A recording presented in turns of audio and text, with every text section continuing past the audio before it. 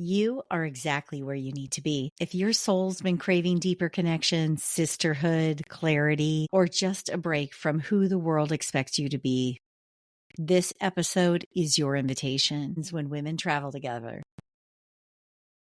We're talking about what really happens when women travel together. The laughs, the healing, the freedom, and the truth that rises when you finally give yourself permission to just be.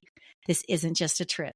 It's a transformation. So come on, grab your cuppa and let's take a journey together. Welcome to Sip Tea with me. I'm your host, Lisa Schoenthal. Think of me as that fun and inspirational auntie or sister you always wish you'd had.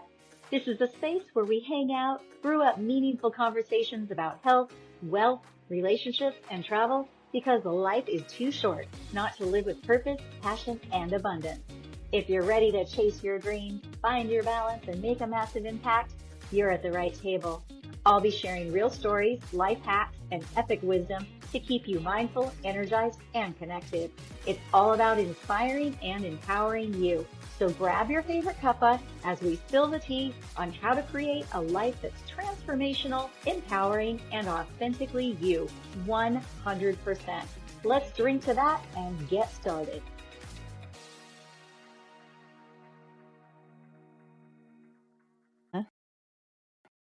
Hey, Soul Sisters, welcome back to Sip Tea with me. I'm your host, Lisa, and I am your transformational guide for today's adventure. I want to talk about something that hits way deeper than travel tips and matching beach hats. I'm talking about those trips that change you, the ones where you don't just pack your bag, you unpack your entire identity.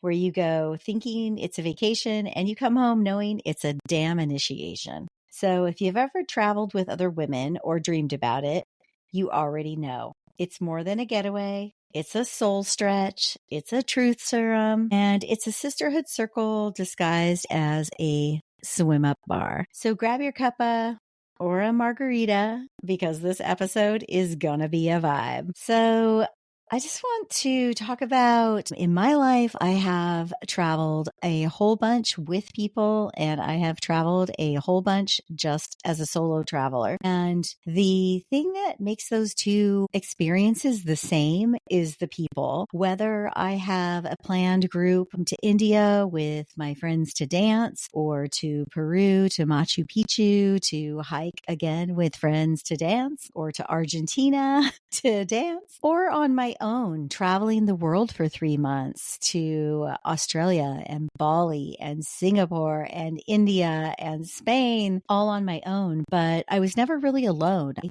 kept either connecting with friends that I already knew or finding new people along the way that really felt like my soul tribe. And the thing is that these connections, these interactions, these experiences, they all taught me to just be in the moment, to be more me, to allow for moments in the flow, to allow things to be emergent. No matter what you're doing, there's something really sacred about leaving your home, your habits, your job, stepping into a completely new environment with other women who might start off as strangers, but before you know it, you're finishing each other's sentences, you're sharing your SPF and your soul scars, and you're holding space for each other in ways your real life never made time for. I have girlfriends that have become my so close friends. My girlfriend Sue that I met in Bangkok. I think I've talked about her before. My girlfriend Danny that we met in Argentina. So many beautiful experiences. And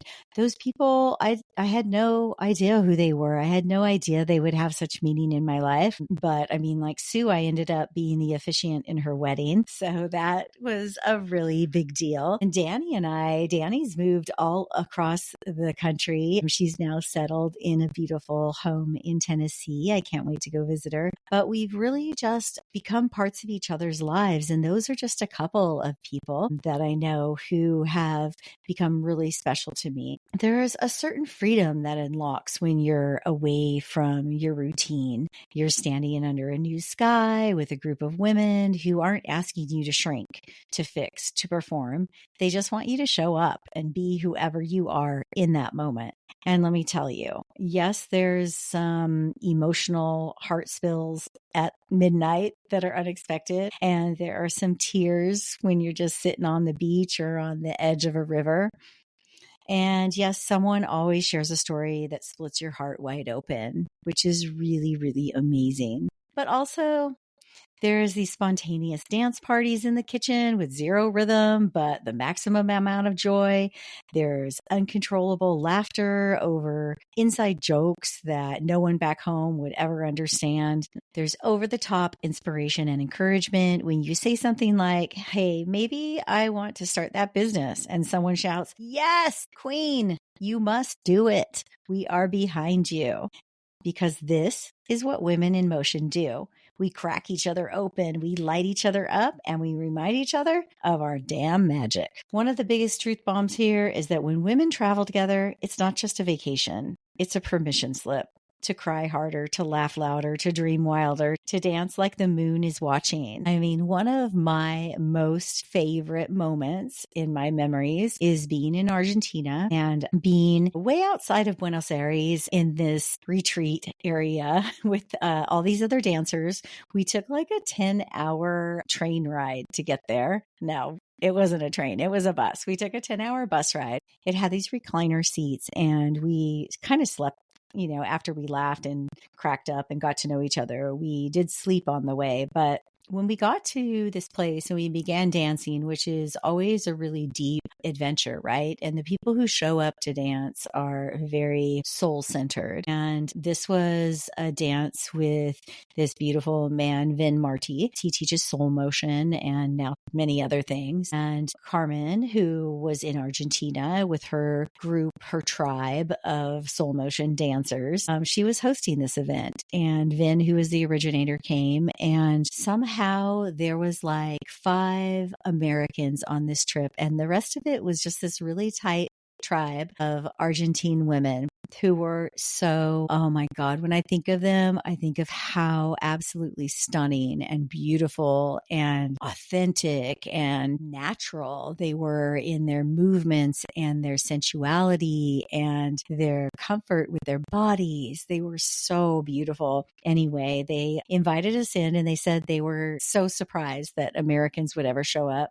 and come all this way to dance. And there was sometimes language barriers. There was sometimes, just cultural differences, but we all just sort of fell in love with each other and with our time together. So while we were in this beautiful place that sat alongside a river, one night was the full moon, and we just found ourselves all gravitating out into sort of the wilderness down by the river's edge and just dancing. And someone had a bunch of instruments and we started playing, and this giant full moon rose. And I don't want to leave the guys out because there were some like really, really sacred masculine men there, just a tiny handful. And of course, Vin was there. He wasn't there with us under the moon, but it was just really this beautiful time where we all just showed up and it just lit up my world. And there's been so many times where I've thought back to that moment, times when things got really hard. I've thought back to that moment and thought about how beautiful life is and how deep connection can be so quickly. So let's talk about, I just kind of digressed into my story, into my memories. That kind of transitions though into these spaces that totally initiate us. There are places in this world that do more than just welcome us. They actually wake us up. You step into this land that feels older than your body. Like, oh my God, when I was in Machu Picchu, it was so ancient and it was so massive. And the ruins there are absolutely ridiculous. If you've never been, it's hard to explain. You're up in the most highest mountain and there's these structures that It's just inconceivable that any number of humans could have built these incredible structures. And it just reminds you how vast our world is and how much we truly don't know, how many mysteries are still out there waiting to be uncovered. So as I said, you step into this land that feels older than your body. You breathe in air that whispers from your ancestors. You feel something shift, like your soul just remembered something so ancient. Another place that's like that for me is Mexico. There's just something about the culture,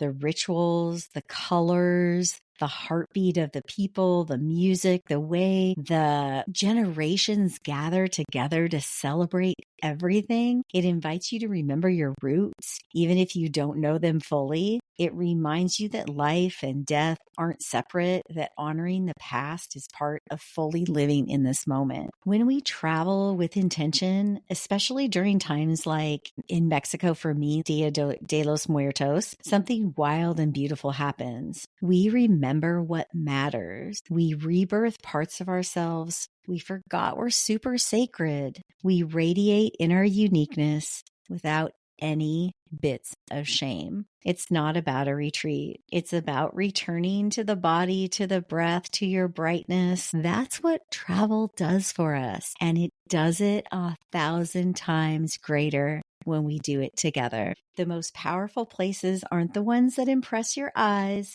They're the ones that awaken your spirit. Travel can also be this cultural mirror. One of the biggest reasons I love to travel is because it forces me to zoom out. So instead of that like hyper focus on your everyday life, on your job, on getting up at the same time, on following the clock, we get to zoom out to see the world beyond your little bubble. And let's talk about culture just for a second. When you step into a new culture, you start to question your defaults, your speed, your habits, your beliefs. You begin to ask yourself, wait, is this actually how I want to live? Is there another way? Is there something more beautiful, more calming, more content for my heart and soul? There's so many things that I've learned about contentment, about freedom, about ease of life from travel. Like when I was in Bali, I saw how devotion can be built into every single day,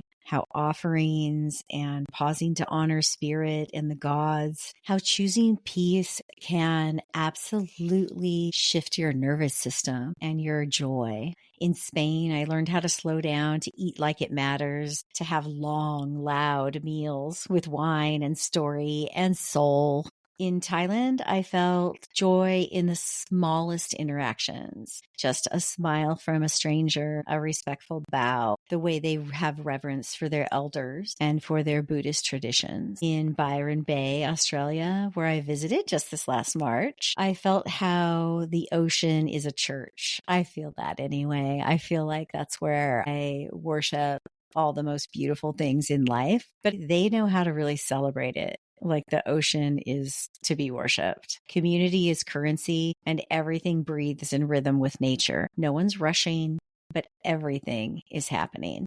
Food becomes a ritual. Mornings become meditations. Even getting lost becomes part of your curriculum. One of my very favorite sayings is, wherever you are, you are.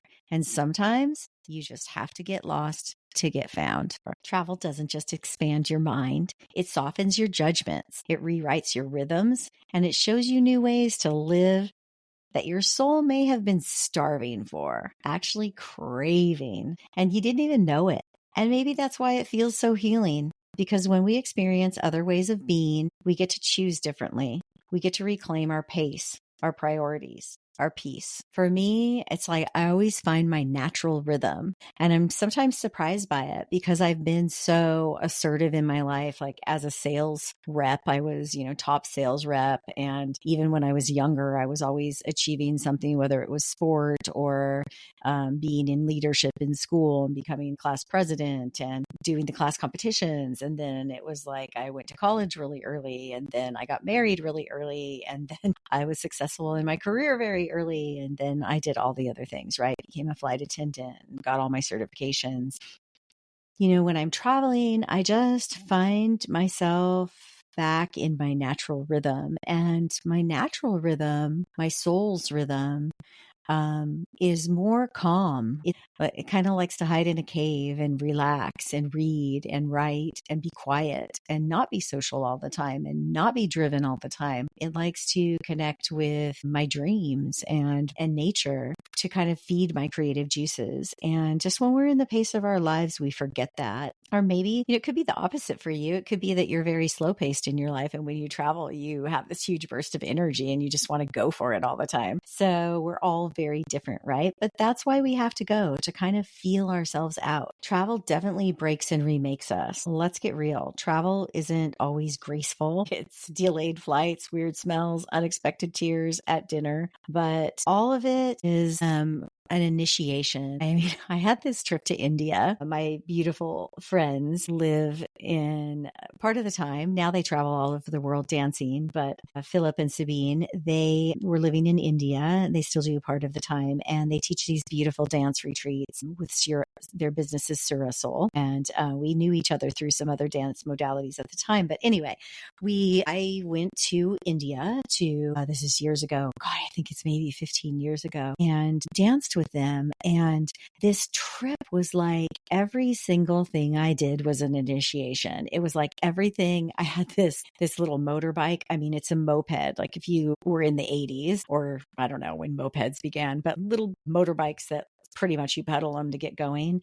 I mean, I had this little moped that I rented probably for $15 for the whole week. And every single thing about it was teaching me about patience and tolerance. Like they gave me the motorbike, the key didn't work. Then I finally got it going and it just had no gas. And I guess in the States, I assume that they hand you something full of gas. Well, it had no gas. It had no gas gauge. I was stuck somewhere. There was nothing. I had to try to find somebody to help me. I mean, every single thing I did was like, how are you going to handle this? How are you going to stay out of your emotions and just have the clarity to solve these problems and to actually find some humor in it and some joy and some curiosity. And then, as usual, to meet some new people, because these people ended up showing up to help me. And then I made all new friends. So there's reasons for all kinds of things. And travel is constantly an initiation for those things. So in that, like I said, you get to see your patterns. Do you overplan? Do you cower down? Do you overreact? Do you mother everyone? Do you try to fix everything? Those are all things that become very obvious when you're traveling. It's why they always say if you're dating someone, this isn't about traveling with a partner, but I'm just going to throw this in because I think it's funny. They always say, well, if you want to know if you really get along with someone, then take a trip with them, right? Because every little thing comes out. You see how OCD someone is, you see how messy someone is, you see how impatient someone is, you see how rude someone is, you see how thoughtful they are and how caring they are. Anyway, so if you're really looking to see someone's character, then go ahead and invite them on a nice little few days away. All right. So you also hear other women's stories when you travel with women, and you realize you're not alone in your confusion or your craving or your need to stop performing or your need for attention or your need for approval. Whatever it is, you witness also joy and pain and release and your own truth in all of it, in the observation of all of it. Sometimes the most life-changing moment isn't about climbing a giant mountain or reaching the top of the Eiffel Tower. It's about just sitting on a hotel bed with other women you just met, talking about your ex, your purpose, and how the hell you're going to stop dimming your light. So, I mean, I think it's pretty obvious why all of this matters, but it does matter right now because we're in a time of massive shift. We're dropping old identities. They're crumbling away. Old friendships are also falling away, which is sometimes makes sense to us and sometimes is really heartbreaking. Old patterns are beginning to be seen for what they are, which is also causing people that maybe we thought were going to be in our lives forever to move away. And women in general, we're just rising together. And some of it is just a reshifting of our tribe. Many of us on a spiritual awakening, hopefully all of us, but not everyone yet. we're on a spiritual awakening, and to some of us, this transition is happening a lot faster, and we're feeling it with a lot more clarity. And we're finding that transition to our next evolution of humanness or closer to our spirituality. If you follow, maybe you understand that we're going from the third dimension to the fifth dimension. That's a whole nother subject. We'll talk about that some other time. But this is a time where our souls are beginning to finally remember who we truly are, who we are in our selves, and how powerful we are, how bright our lights are, what our soul purposes are, what makes us feel good. And if you're really aware of all of that, the things that used to be okay are just not anymore, which is causing our soul to move away. And some of that can feel really lonely if you're not feeling happy around the people that you used to. It could feel really lonely and confusing. And so this is a great time to find your tribe, to step into the things that make you feel really good, like travel, like learning more about your own authenticity and your truth, and just really gathering around other women that feel that rise as well. It makes it a lot easier. It makes it a lot funner. So rising alone is super exhausting. So let's just go ahead and rise together, rise with others in sacred places on sacred land. That's where the real shift will happen. And that's what I'm calling in with planning retreats. So I have wanted to go very deep into planning retreats for almost 20 years. I mean, travel is a huge passion of mine. It's no secret to anyone. Obviously, I'm a flight attendant, but before that, I was a special events coordinator for 25 years. And when my event season would die down, I would immediately get on a plane. Whether I was jetting down to Mexico and using my timeshare, or I was going off for a month to Bali in Australia, or I was taking a trip around the world, or I was heading off to Europe, or like I said, Machu Picchu or Spain, or I don't know. I could go on and on, but travel has it's been the core of what's changed my life and what's inspired me and empowered me. So I am getting ready to end my flight attending career next year in April. And I'm just finally stepping in more deeply. Like I said, we're all stepping in more deeply. If we feel that, step towards what feels good to you. Maybe it's not travel. Maybe it's writing a book. Maybe it's being a baker. Maybe it's opening your own hair salon. I don't know. Whatever it is, you know what it is in your gut. And if you don't, please give me a call. I'd be happy to have a talk with you about it so we could get you closer to that. But back to this is why I'm calling in retreats. And I'm creating La Vida Sangrada in Mexico this fall and ByronBay in spring of 2026. So these aren't just getaways. They are completely soul homecomings. And I can't tell you how much my heart is excited about you coming with me. I hope you want to come with me. I feel like it would be an amazing time together. And I hope these destinations call to you. These are just the beginning. We're also going to be having some little weekend destinations. These two adventures, Vida Sangrada during Dia de los Muertos, which is Day of the Dead in Mexico. That's in October. So that is Halloween through November 6th.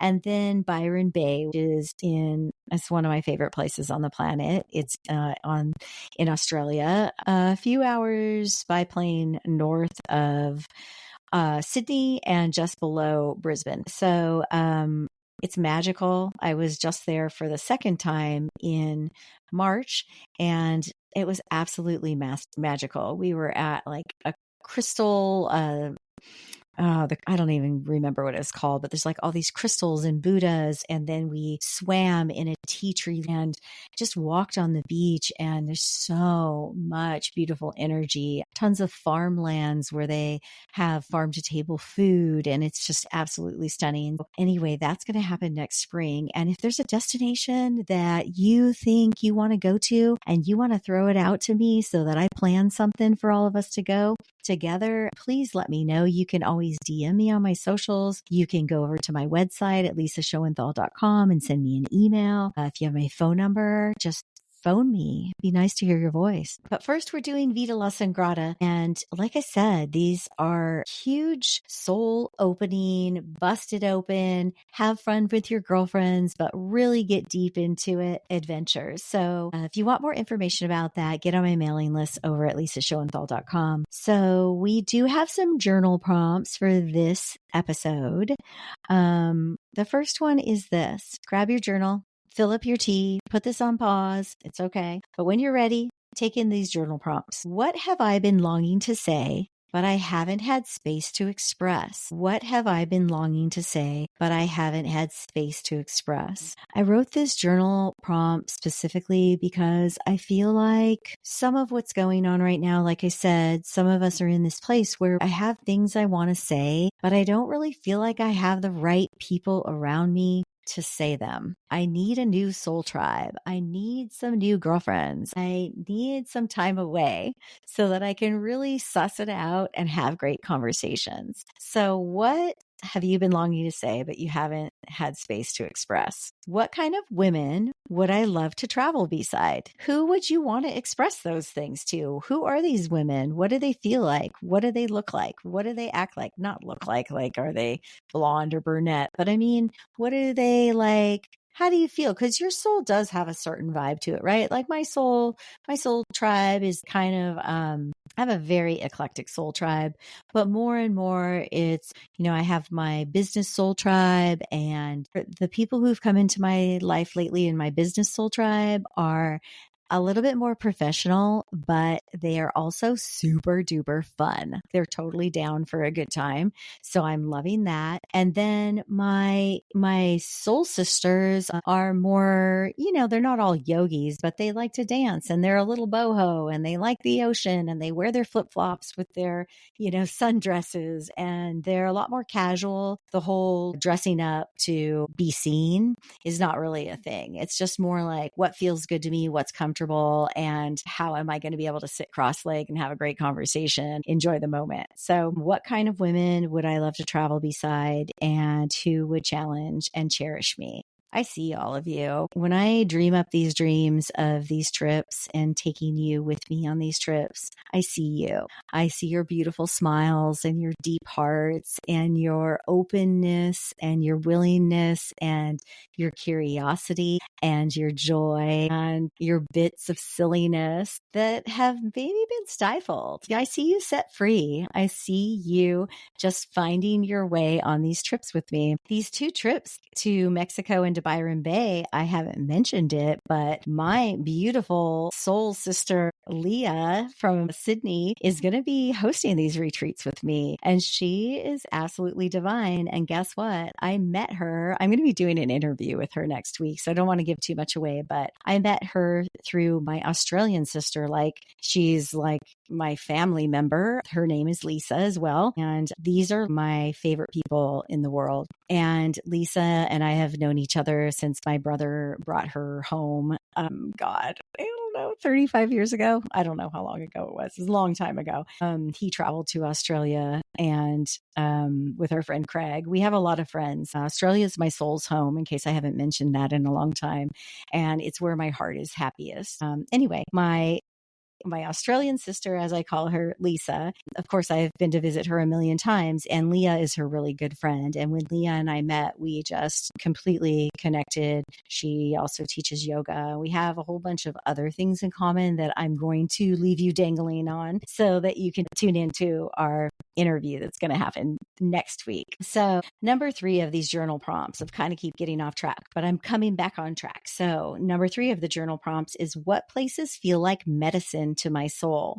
Like, what places have you been, or what activities even, or what people? This question is it just says places, but it could be people, it could be feelings. What places feel like medicine to my soul? I think sometimes even for me, there's this little French restaurant. So I live near Santa Barbara, And there's this French patisserie called Alicia. I don't know if I'm saying it right, but it's this beautiful French patisserie. And when we go there for breakfast, they make the most beautiful croissants. And when I put one in my mouth and it's all crispy and flaky on the outside and I bite into it and it's all tender and delicious on the inside of the croissant, I am literally transported back to Paris with my cousins that are over there, just sitting in a little cafe, enjoying every moment of it. My heart is full. And so I'm not just talking about places that you've traveled, but maybe there's just a local place in your home. I mean,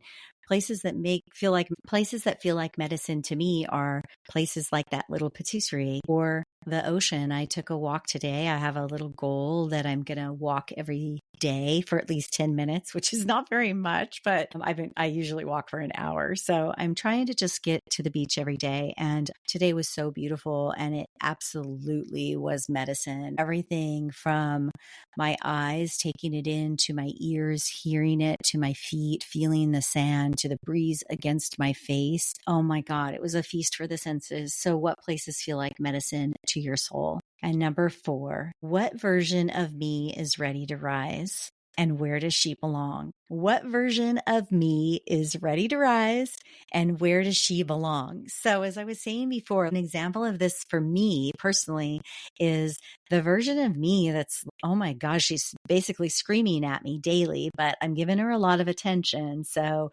she's just starting to be like, okay, now you see me. That version of me that's ready to rise is that person that lays down those flight attendant wings and has the time to just create all these beautiful opportunities, whether they're these trips or their weekend content trips, which is something else I'm going to do. I'll drip that, but I won't get into that a whole bunch now. But those are going to be just like little short weekends where we get together in different locations and we bring a photographer and we do content, maybe take headshots. It'll be more business orientated. So that's something. The other part of me that wants to rise is I'm taking sound course, which is like using sound bowls and my voice and all kinds of other instruments to raise frequencies and shift energy and really do some beautiful healing. It's going to start with me, but eventually I feel like I'm going to be sharing it with all of you. This part of me that wants to rise is a leader and a healer, and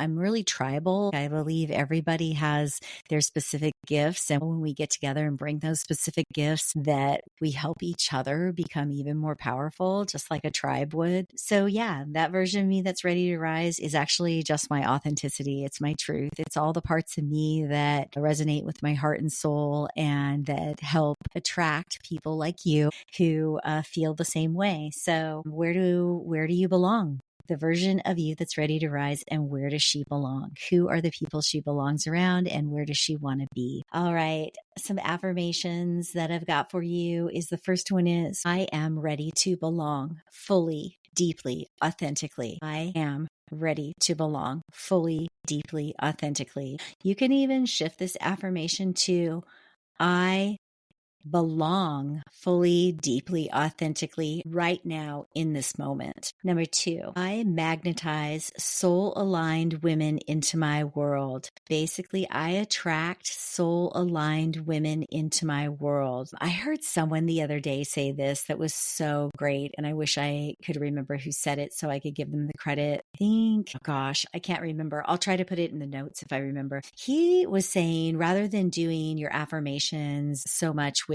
like I magnetize, he was saying, ask it in a question to yourself. Why do I magnetize soul-aligned women into my world so often? Why is my life so expansive when I say yes to new spaces and faces? Why is my life so expansive when I say yes to new spaces and faces? What this technique is it's asking yourself, it's basically saying you already are those things, and what are the reasons why? It's a little bit of a like brain kind of hack, I guess we'll say. But I love it. I think it's really, really on point. Rather than just saying my life expands when I say yes to new spaces and faces, it's like, asking yourself, but why does it do that? Why? Because you're already doing that in some area of your life, and you might really want to know why. Why is that happening? I know when my life expands, when I say yes to new spaces and faces, is because I go out after it. My word for this year was booked. So booking it. So saying yes to things. All right. So also the last affirmation is I trust the places that call me and the growth they ignite. Why do so many places call me and they give me growth and light me up? So I trust the places that call me, the growth they ignite. I trust the places that call me and the growth they ignite.